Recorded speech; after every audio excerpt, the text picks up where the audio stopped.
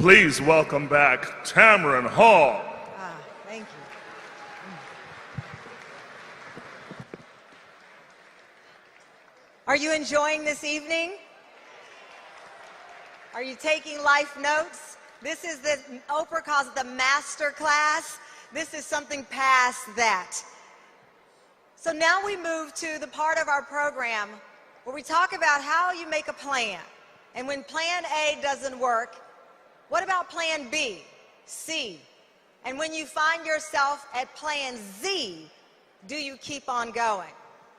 The architect of the nonviolent resistance, the man who wrote the blueprint for the plan, and the giant who executed it beautifully. Our next panel. We often hear people don't need an introduction. Well, this is gospel. Neither of these civil rights icons needs me to say anything more than their name. Can I please get you on your feet to welcome to the stage the great Congressman John Lewis.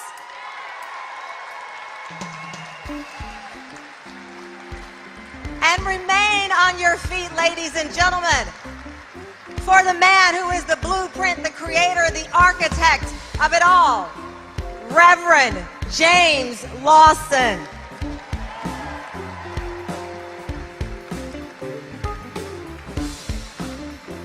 Please stay on your feet and give these men the honor they so gratefully have earned from all of us here.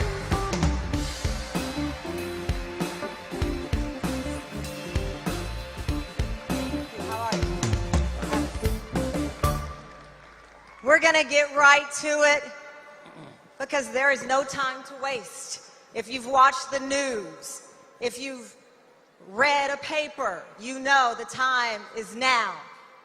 Congressman, let's talk about where we are. Millions of people around this country marched in defiance against what they see are gun laws that are not serving the people.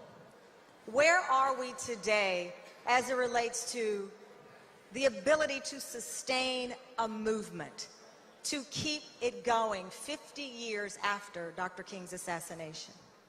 Well, thank you very much.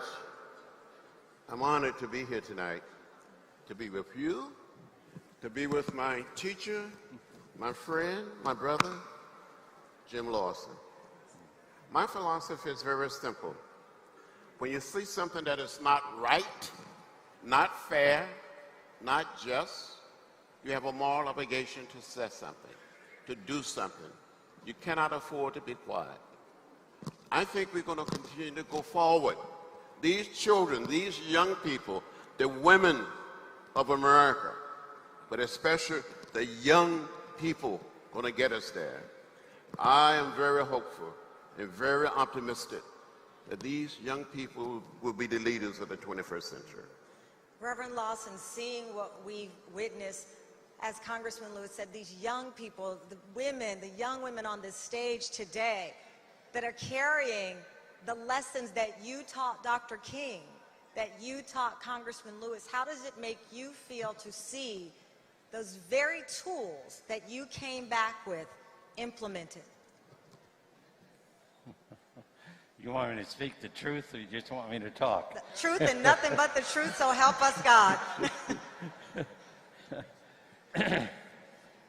Well, number one, I'm going to say, my observation is that most activism in the United States today is the activism of the USA and is largely cultural activism. What do you mean by that? I mean by that the lessons from the Rosa Parks King movement, which is a separate entity from what's called the Civil Rights Movement, was a different kind of movement. It was a movement that recognized, in the first instance, that each one of us had power in the very gift of life, and that we had to use the gift of life, that's a precious gift from creation. We have to use that gift of life and exploit it on the noble sides of humanity, to learn to be as alive as we could become, to discover that with the gift of life is the gift of love, and that love is the energy of the universe and is the creative force of the universe, and that if we want to have a struggle, then movement must come out of that first. It cannot come out of a culture of violence. It cannot come out of a culture that has for too long pretended to be a land of the free and a home of the brave, while doing the most horrible kinds of things and developing a torturous history that has poisoned the airways in the United States in ways that we do not know. And then in addition to that, if we use a struggle that comes out of the gift of life, the gift of love, the gift of truth, that has to be essentially a nonviolent movement. And a nonviolent movement requires a sense of reason that says, if you want social change, you have to be and you have to do the things that produce social change. If you want justice, you must become just people. A struggle for justice must be itself a justice struggle. If you want freedom and access, then your movement must not reflect the enemies of human life, but must reflect equality and liberty and the dignity of all life. Yes. And So Congressman Lewis, there's no alternative to that. You cannot overcome wrong with doing wrong. You cannot overcome evil with evil. As Gandhi said it very well in the words of Jesus, an eye for an eye, soon everyone is blind. A tooth for a tooth, soon everyone is blind. You can't get a new society by planting the seeds of the old society. If you want a new society, you have to plant the seeds that produces a new society. Jesus of Nazareth, and I say that name without all the dogma wrapped around him, insisted that you cannot get grapes from a briar bush. yes. Well, You have to get grapes from a grapevine. So how do we today get that love, the resistance, the humanity back into the movement? I think if you'd ask anyone here, are they a just person, they would say yes. One of the problems of our society is the fact that we are romantic of society. We think every generation is going to change us, but we mold every generation with straight up and down USA culture. So how do you get a new world from a new generation using the tactics of the society in which they live? What is the answer, Congressman? Well, what is the answer, Reverend Lawson? The high school movement has a good beginning. That is, they know that enough is enough, and they want to see, they want to have the capacity of a society where they can operate learning across their years, especially as young people, in safety, without the violence, without the guns. Congressman. So that's a good goal. Yes. I like the goal. Well, Jim Lawson has been my teacher. Yes. He's been my leader. When I was very young, had all my hair and a few pounds lighter, this man imbues me with the teaching of Jesus, the teaching of Gandhi. My advice for the young people today is to study the movement, read the literature, watch the films, the videos, and accept nonviolence as a way of life, as a way of living. When we were beaten, arrested, and jailed, we accepted it. During the 60s, I was beaten and left bloody, unconscious. I thought I was going to down that bridge. I thought I saw death during the Freedom Rides in 1961. When black people and white people can be seated together on a Greyhound bus or a Trailway bus, leaving Washington, D.C., to travel through Virginia, North Carolina, South Carolina, Georgia, Alabama, Mississippi. We were on our way to New Orleans. And Jim Lawson and others of us were arrested. We went to jail. More than 400 people, black and white, went to jail in Mississippi. But we didn't strike back. We didn't give up. We didn't give in. We kept the faith. And our action led to the desegregation of public transportation all across the American South. So when people say nothing has changed, I feel like saying, come and walk in my shoes. I will show you. Yes. And those shoes are impossible to fill. We're come a distance, but I agree with Jim. Somehow, in some way, we got to accept the way of peace, the way of love, the philosophy and the discipline of nonviolence as a way of living, as a way of life. As a congressperson, I don't vote for military spending. We have enough bombs and missiles and guns to destroy this planet. We need to spend some of our limited resources on taking care of basic human needs.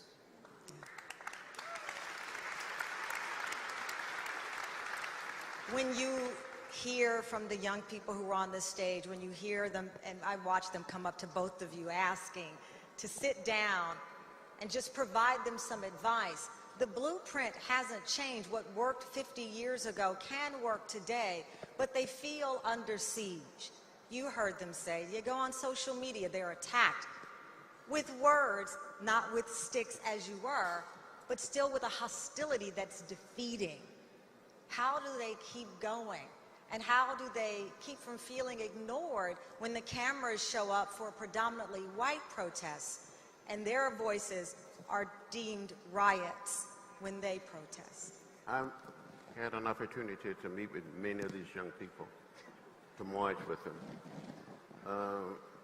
When the student march took place in D.C., around our nation, in the city of Atlanta, they asked me to march with them.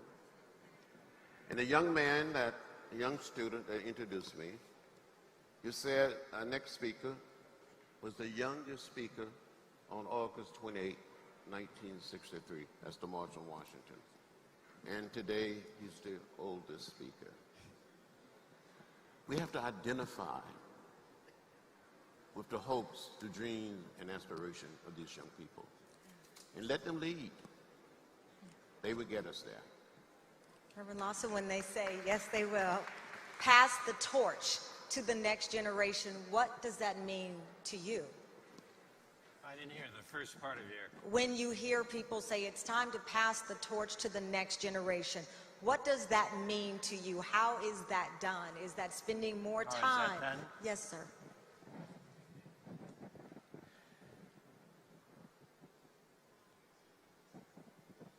Well, one of the ways it's done is by young people putting themselves in a position where they can hear and feel and study and debate over some of these struggles.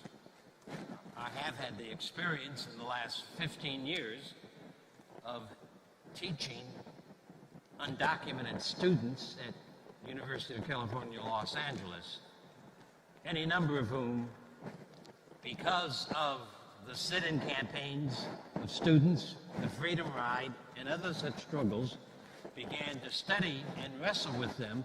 And the DREAM Act people 10, 12 years ago began to organize, and they represent students, undocumented, who have taken hold of many of these ideas and disciplines and work and created one of the important nonviolent struggles of the last 20 years. However, they've made a fatal mistake. That fatal mistake is that they listen to the pleas of their elders, not Kent Wong or Jim Lawson. They listened to the pleas of their elders who said the way to get recognition and the legislation for undocumented people is to go to Congress and do it through Congress. And of course, Congress moves the day all the time because of the thousands of lobbyists from the war industries, from the commercial industries, from Wall Street, from the Pentagon, from pharmaceutical agencies. So Congress can't hear the pleas of people because there are so many lobbyists who clutter up every congressional office. So if young people are going to get their attention, or if movement is going to get their attention, then you have to, in fact, create a struggle where today you put 1,000 or 2,000 people into the streets of Memphis or Washington, D.C., and next year you put 1 million. You interrupt the agenda of the status quo in such a fashion that they have to listen to a new agenda that are willing. They are busy with their own agenda.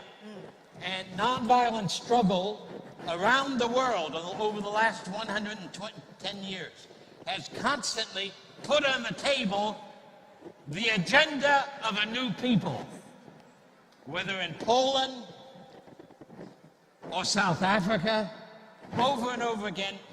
They haven't gone to the governments and the legislators to do it. They have rather created their own demands, and then with the movement create the power that becomes a new entity in the mix. And that forces then the old powers to move over and to make adjustments and to make some changes. That's how we got all of the legislation of the 60s. And here we are with a man who's been on both sides of that equation. All the bills that people brag about, the media never, in celebrating the 50th anniversary of the Voting Rights Bill of 1965, never says that that wasn't on the mind of the president or the Congress or the lobbyists. But because of the Selma Montgomery March, because of the Freedom Summer, because of the Birmingham campaign, because of the Albany, Georgia movement, because of the sit-in freedom ride and the sit-in campaign, there was an awakening so that that bill could be passed. Yes. And Congressman Lewis, you've been on both sides now. You've been the young person. There isn't rocket science, but it is social science that Gandhi said is the only way to bring about social change of any kind of power or effectiveness. That's what King represents. And Jim, some of the presidents that we had saw that. Lyndon Johnson said, absolutely. Lyndon Johnson said, if you want a voting rights act, make me do it. Yes. And we made him do it. John Kennedy was asked by various people and organizations, including the Civil Rights Movement and the Parks King Movement, for a civil rights bill that was inclusive. He said it couldn't be done.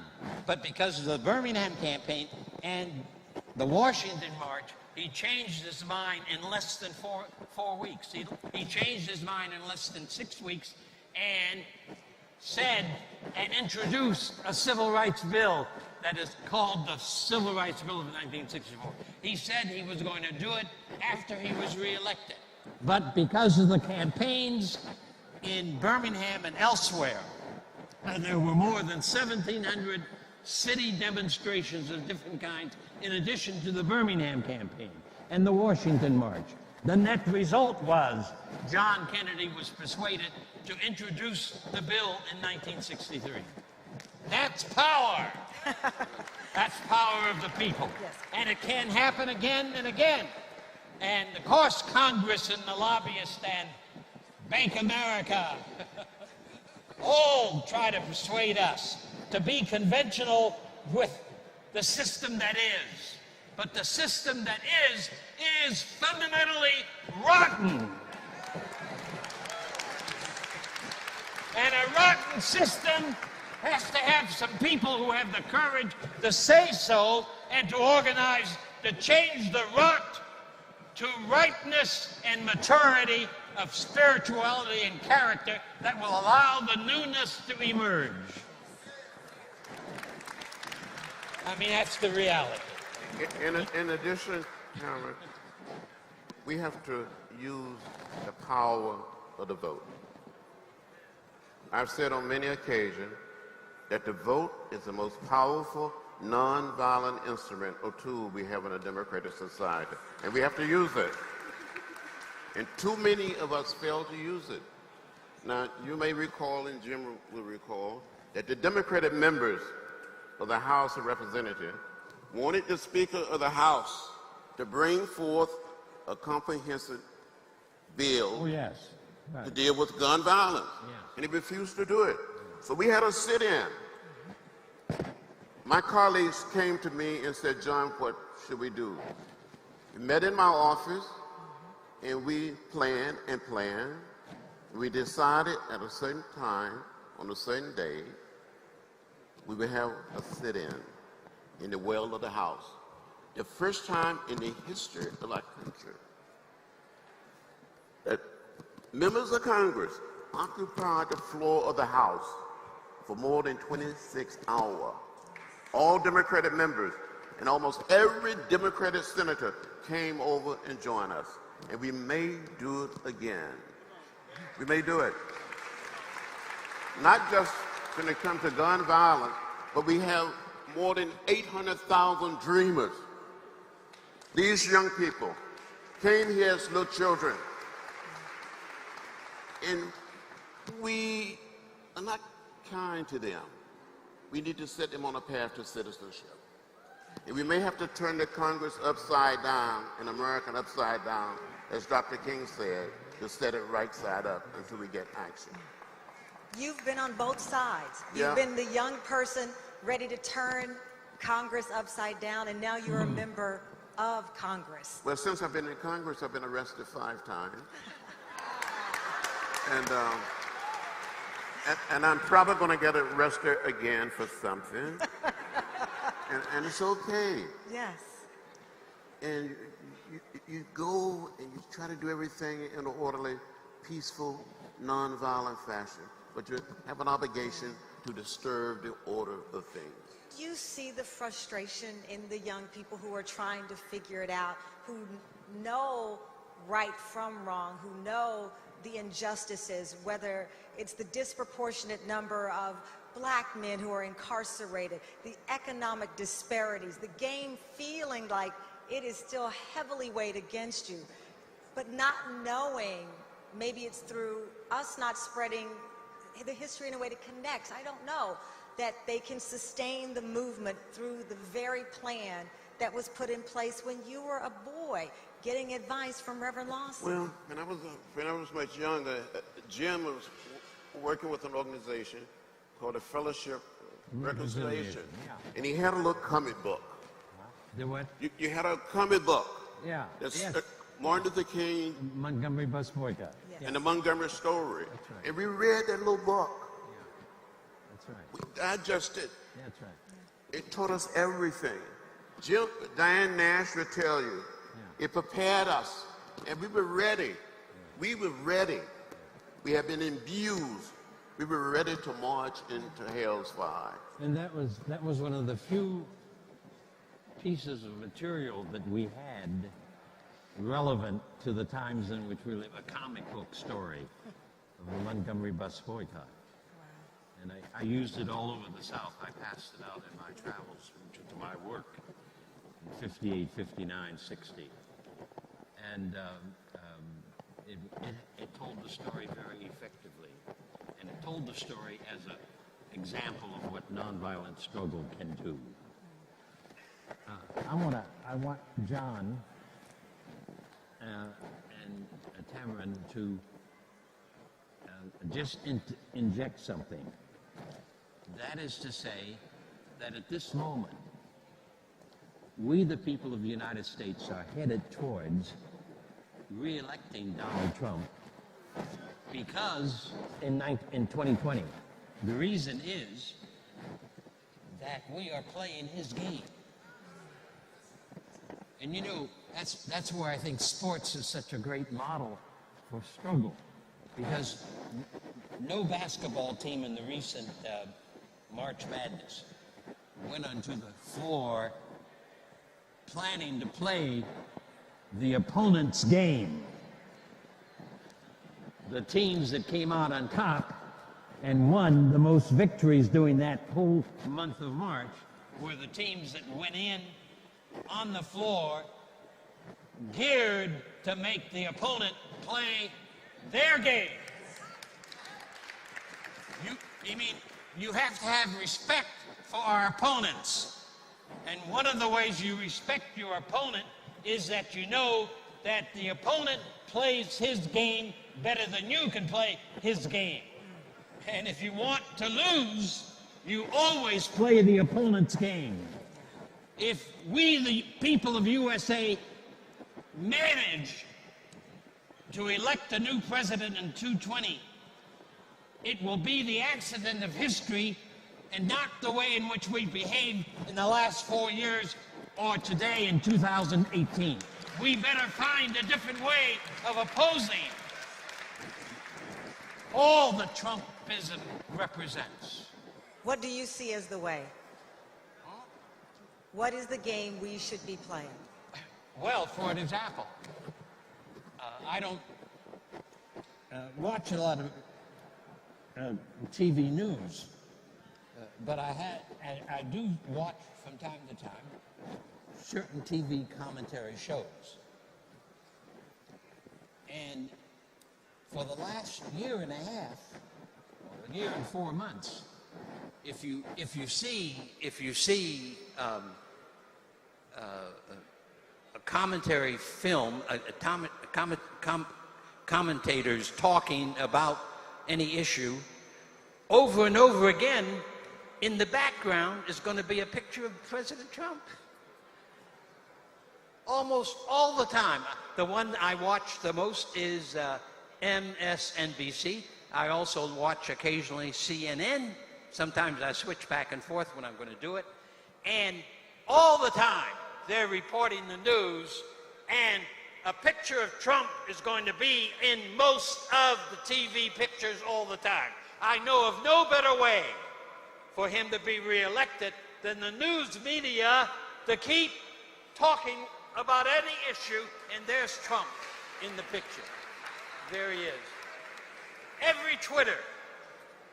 Well, the media is going to reelect President Trump for the U.S. people by the way in which they report this time, at this moment, what's going on in our society. You mark my word. Mark my word. Congressman Lewis, looking forward to the midterm elections, and no matter who ends up in control of Congress, the reality is the issues that face our communities, and what I mean by that, not just black people of color, people who live below the poverty line, people who are marginalized. How do they empower themselves no matter who is in control of Congress or who sits in the White House? We have power, and we need to use the power. We need to use it. So many of our people of color, African American, Latinos, Asian American, Native American, hundreds and thousands and millions of white, we have power, but we don't use it. And with social media today, we should be able to do more than we are doing. We hadn't heard of the internet. Facebook. What is that? And we had more than probably 500,000 people, maybe at the March on Washington in 1963. I think it was an undercount. It said 250,000. We didn't have social media when we marched across the Edmund Pettus Bridge on Bloody Sunday. When we changed America, people couldn't stand to see people being beaten down. They couldn't stand to see people be trampled by horses, tear gas and bullwhips. So they changed. We have to create another powerful period of nonviolent direct action. And we can do it. I'm convinced we can do it. Put hundreds and thousands and millions of people in the streets. Why do we have all these members in Congress today deciding they're not going to run? The handwriting is on the wall. We're going to take the House of Representatives back, and if we work, we're going to take the Senate back. I'm going to work my butt off to see that it happens. And Reverend Lawson, I'll give you the last word on this, as we may see a change in the makeup of Congress. Ultimately, what you started out the beginning of your message was humanity, finding that voice within all of us that can reach in a nonviolent way to affect change. You said to me, do you want me to tell you the truth? So I'll ask you today, do you believe that we are on the verge with the young people, with where we are we on the verge of recreating what you created 50 years ago? No. Say it directly. We, the people of the USA, really do not have a political party.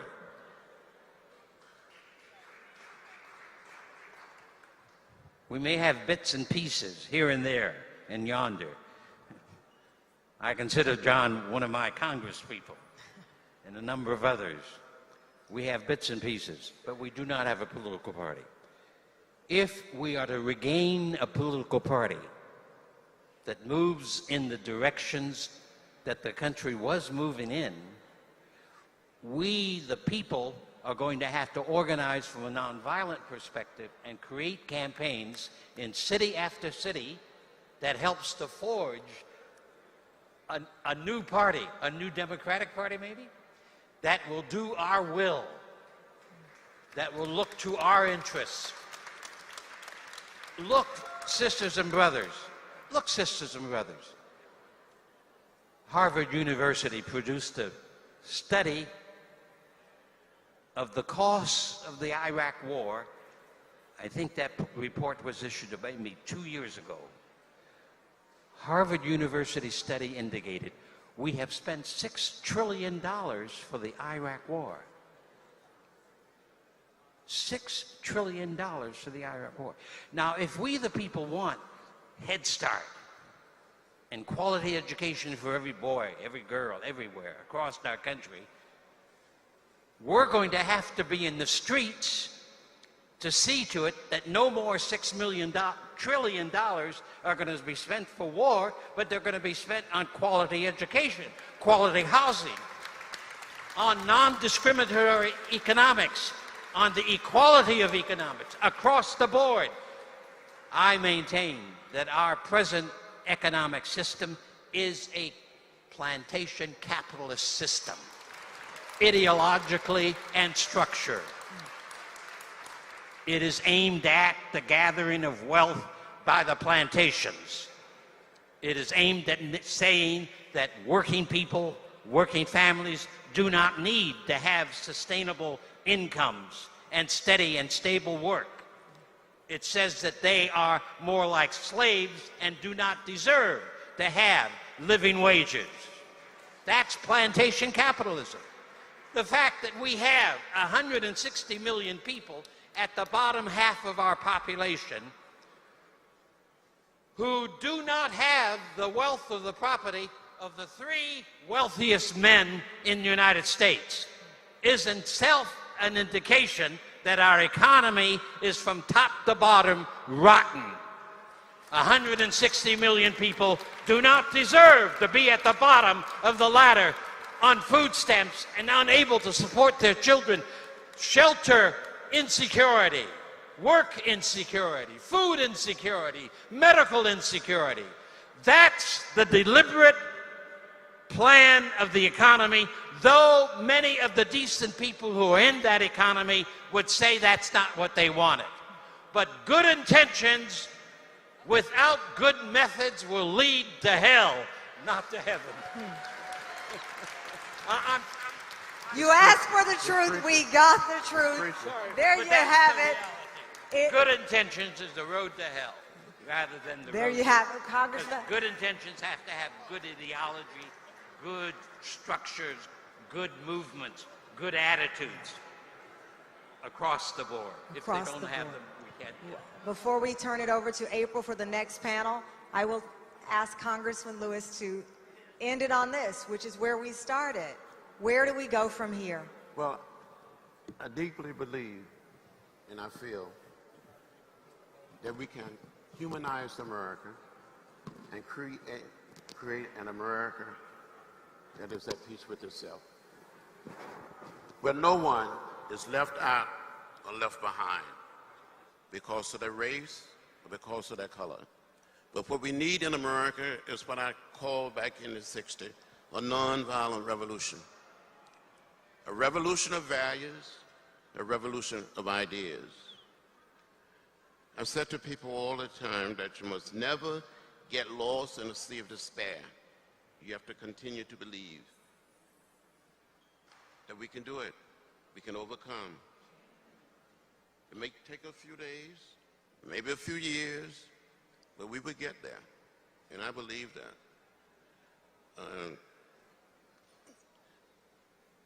I've seen people who lived in fear. They were afraid, just living afraid. But I also have seen people grow up while they are sitting on lunch kind of stools, or while they are marching from Selma to Montgomery. And these same people, or their children, will lead us. They will help create the beloved community. But we must create a society that respects the dignity and the worth of every human being. And we don't do it with missiles and guns. We do it with teaching people to be human. Can we be a little more human? Can we just love everybody and not hate anybody? As Dr. King said, hate is too heavy a burden to bear. The way of love is much better for all of us. Thank you. Let's again thank these great men for their wisdom then, their wisdom now, and their words that will live forever.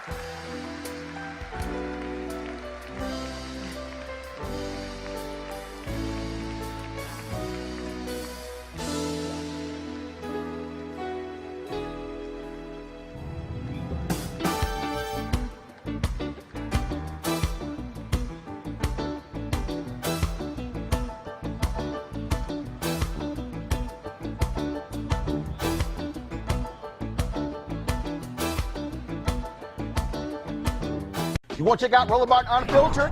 YouTube.com/Roland S. Martin. And subscribe to our YouTube channel. There's only one daily digital show out here that keeps it black and keep it real. It's Roland Martin Unfiltered. See that name right there?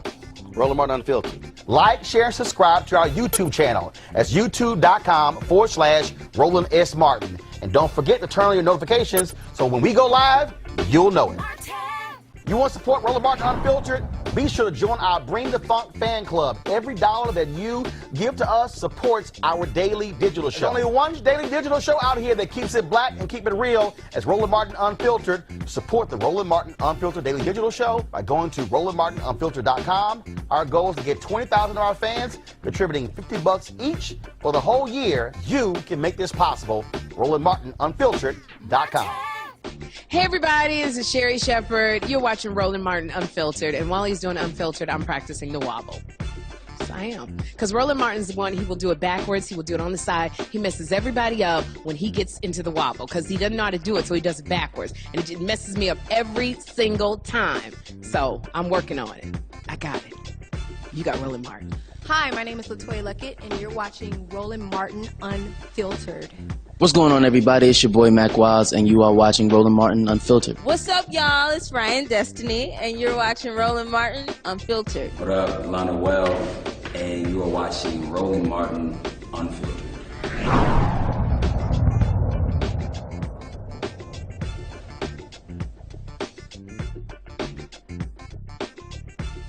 Hey fam, want to check out Roland Martin Unfiltered? The blackest show on all of digital, cable, and broadcast. Check out our audio podcast.